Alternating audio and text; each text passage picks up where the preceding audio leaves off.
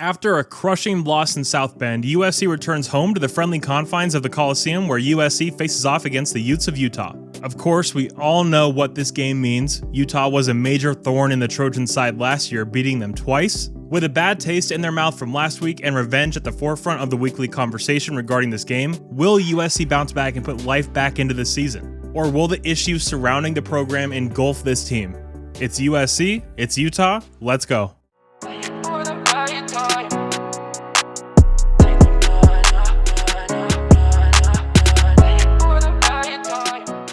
What's up, guys? My name is Gabe and welcome into the Trojan Blade. This is a big one. It really feels like the season hangs in the balance here. The vibes around the program are so off and so weird. Much like last week, this is a game I could see going a variety of ways. I have absolutely zero read on it. I will say I don't love this matchup for SC. This Utah team does a lot of things that give USC trouble, which we'll obviously get into and break down more. But guys, before we go any further, I do want to thank SeatGeek for sponsoring today's video. SeatGeek is a ticketing service that takes tickets from all over the web and puts them into one very easy to find place. And SeatGeek is now hooking my subscribers up with an additional $20 off your first order when you use my promo code TrojanBlade at checkout. So thank you so much, SeatGeek, and let's get into this. Alright, so first off, let's meet the head coach of the Utes. It is, of course, Kyle Whittingham. He's been the head man since 2005, which is just crazy. I was just 6 years old. That's wild, man. Kyle's a coach I have so much respect for. He runs a great program over there in Salt Lake. It's a real shame that the Utah fan base is as toxic as it is, because the program is really cool in a lot of ways. But yeah, as far as fan bases go, both online and in person, they're up there with the worst I've dealt with. But with this being a Kyle Whittingham coached Utah team, we know what to expect. They'll be tough, smart, and disciplined. They won't beat themselves, and they'll play a hard-nosed and physical brand of ball. So very familiar there. Now let's move over and meet this battered Utah offense. Of course, this is a unit that's dealing with a crazy amount of injuries, the two most notable being to star quarterback Cam Rising as well as elite tight end Brant Kuithe. Not even mentioning wideout Micah Pittman, tight end Thomas Yasmin, all the running backs that are hurt as well. I mean, this team is banged up, and the offense has absolutely suffered as a result of that. The interesting thing for me is Kyle knew the severity of Cam's injury, so not going to the portal and grabbing a veteran quarterback that could fill in was an enormous mistake in my opinion. I have zero clue what his thought process was on that, but talking about the quarterback position, Utah uses two, neither of them being particularly effective. First, you have Bryson Barnes. He's your stereotypical college backup. He's very limited, doesn't have a lot of arm talent. He's been extremely poor on the year. And his counterpart, Nate Johnson, has been better, but not by a ton. He's more of a runner, and they will both play in this game, but what SC has to be ready for is what the Utes showed last week against Cal, and that's a Wildcat package with star safety Sione Vaki. They unveiled this last week, and to say it worked would be an understatement. Vaki ran it 15 times for 158 yards and 2 scores.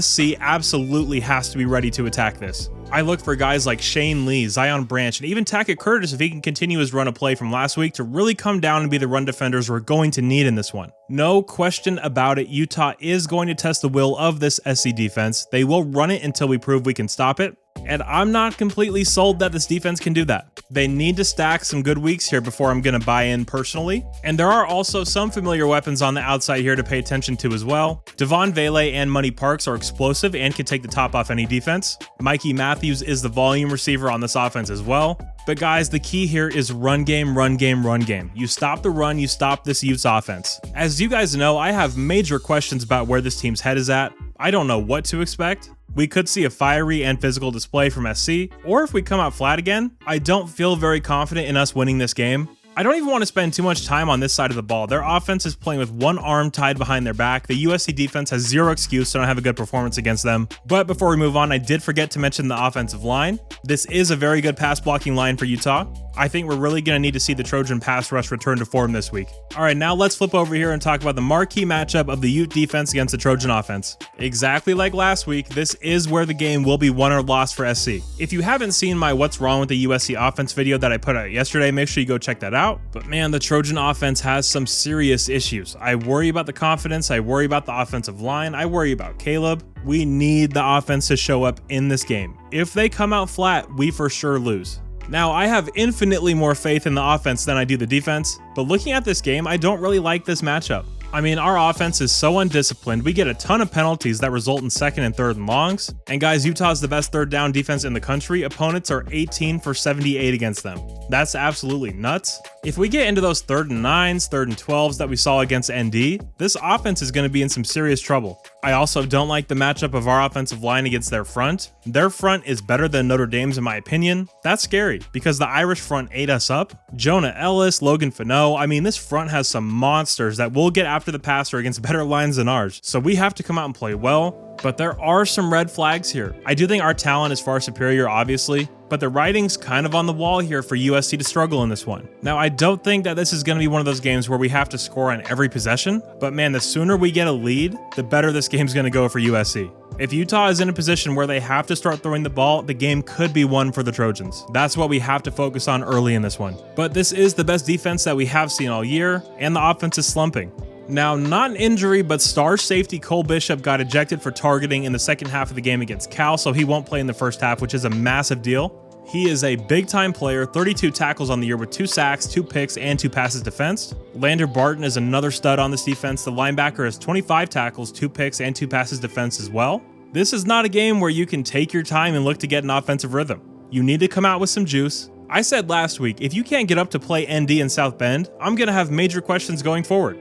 Well, we're here. I have major questions, but if you come out flat against Utah, the team that beat you twice last year, you're at home in the Coliseum, the season is on the line here. I mean, not only is that unacceptable, but I think there's some deeply rooted culture issues that we're going to have to talk about. In this game, more than any, I don't think it's about personnel or scheme. What kind of heart does this SC team have? What kind of fire does this team have? You cannot come out flat against Utah. You just can't. The season is on the line here. I don't think that's an over-exaggeration. This Utah team is so completely battered, a loss is inexcusable. If we drop this game, I mean, what does that mean going forward? I think it means the season is already a massive failure and there will probably be 2 or 3 more losses coming. The vibes around the program are already so bad.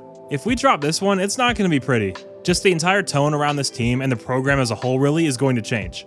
And it's not going to be good. We're not playing well, recruiting is in the tank, we just got blown out in South Bend. We all need a win, desperately. Because of that, my score prediction, I have SC winning this one 23-20. I have Dennis Lynch hitting a kick as time expires. Please do let me know your score predictions down below. No G's keys this week. You guys know what we have to do to win this game. All I want to see is some give a damn. Show us that fight on spirit that SC teams are supposed to have. God knows we need it. All right, guys, much shorter game preview than I'm sure you're used to. But look, honestly, I can analyze this and break it down all I want. We just have to win this damn game. I don't care if the offense is clunky. I don't care if the O-line's getting blasted. I don't care if we can't tackle worth a damn on defense. Just win. Plain and simple. But guys, that will do it for me today. If you did happen to enjoy this game preview, please do leave a like and subscribe to the channel if you haven't already. And if you do want to help support the channel in an even bigger way, you can check out the Trojan Blade Patreon that I have linked down below in the description. Thank you all so much for being here. You are all awesome, and as always, take care and fight on. Beat the Utes.